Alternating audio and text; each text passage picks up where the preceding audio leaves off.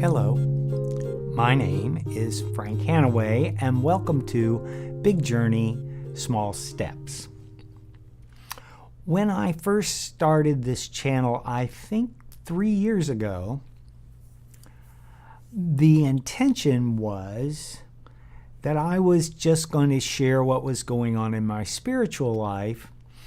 And around the same time, my mom got diagnosed with Alzheimer's disease, and my spiritual life came to be more and more about her care and about what was going on with her. We're now at a place where my mother's minute-by-minute care is not my hands-on responsibility the way it was then. And her condition is not changing very rapidly, and she's okay. And so I want to take this channel back to its roots, which was to be sort of a journal of my spiritual practice. So that's what we're going to do today. So I'm going to start off, and so I'm going to say that in these videos, at the beginning of every video, I will just briefly tell you what's going on with Mom, because I know a lot of people watch them simply for that reason, and that's wonderful.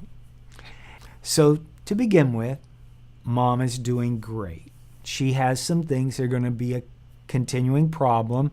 She has some joint deterioration disease, and that causes her some pain, and we're always sort of balancing between giving her too much pain medication and making sure that she's not in a great deal of pain. So that's difficult.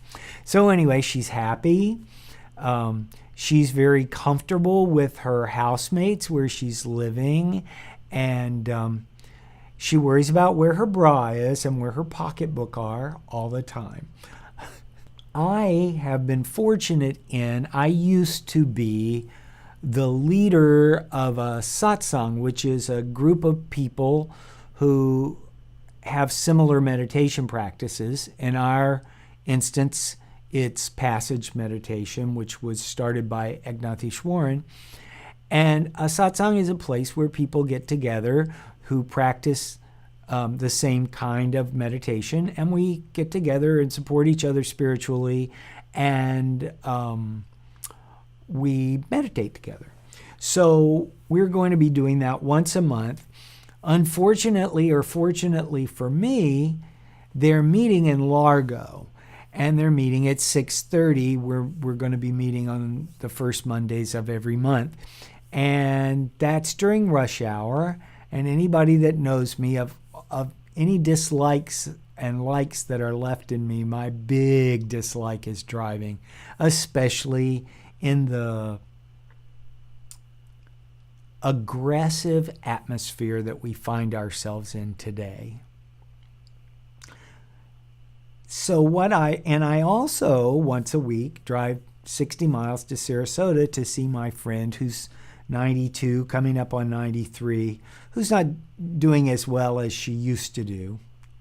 And so I go to see her every week. So that's two instances of extended driving that frankly I could do without.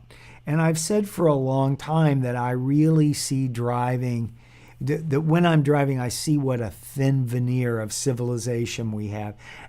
And I get really angry at people's discourtesy. And so anyway, last night I drove to satsang, and actually we had it on Tuesday this month, so today is Wednesdays when I'm filming, October the 4th.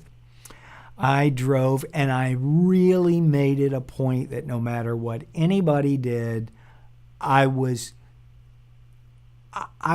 even going to process it enough. I was going to stay safe, drive reasonably, and no matter what anybody did, not engage with it, not even to the point of going, oh, maybe they're going to see their mother in the hospital, which is why they're driving 95 miles an hour in a 45-mile-an-hour zone. So anyway, I'm trying to worry about me. I kind of say a little prayer when I see somebody doing something dangerous, that they won't be hurt and that they won't hurt someone else. And I'm trying to keep it to that. And I did really well last night. And I did pretty well with it today. And it's one of the things I'm most embarrassed about is how upset I get sometimes in the car. I mean, I just don't know what to say about it. We talked at Satsang about the polarized world that we live in and what our part is in that, and how can we maintain our ideals and beliefs and separate ourselves from this open animosity. Like, to me, it's not going to help the people in Puerto Rico at all to call our president names. It's just not going to help. If he's not doing what we think he should do, okay, then we have to take it on. That's my thought. That wasn't what, but we all just are very. So there were 4 of us there. We all have strong spiritual practices. One of our members is a minister, a Christian minister, and he's actually a chaplain for hospice, empath, in I don't know if the address is Clearwater or Largo, but it's over there by the St. Pete Airport. And so these are really, and one of us is a doctor, a pediatrician. Another lady is retired from being a medical technician in a lab, and I was a school teacher. So it's 4 people whose lives have tended towards service.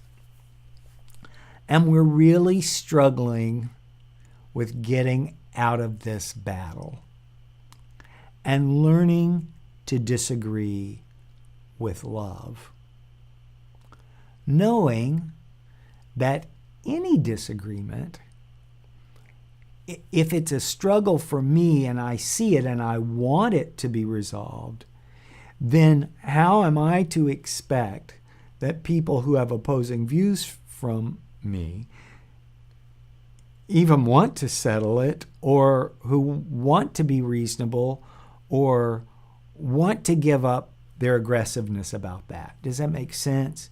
So in other words, if I'm hollering at them, if I'm doing everything I can to keep from hollering at them, what right do I have to just think that they're just going to lay down their arms and come along peacefully? So I'm working on that. A great deal of prayer goes into my effort. The passages that I choose for meditation, there's a passage from the Dhammapada, which is sort of like the Buddhist equivalent of the Sermon on the Mount.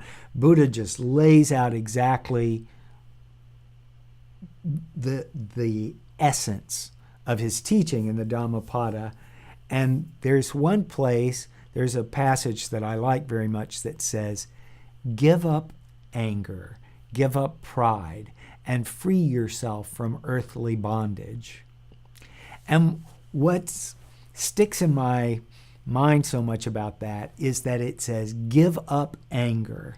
And what I've been realizing is that I get angry because I hold on to anger, that there's some kind of payoff in it. And so I'm working on getting rid of the payoff. It's really been better the last couple of days, and I'm sure I'm going to have setbacks. But if you're so inclined, a prayer for me in my pursuit would be much appreciated. Thank you for listening. Thank you for spending time with me today. I will try to do updates a little more often. I might even get back to once a week. It's awfully good for me to talk about these things. If it benefits you, that would be wonderful. So, as I always do, from the bottom of my heart, I wish you peace and joy.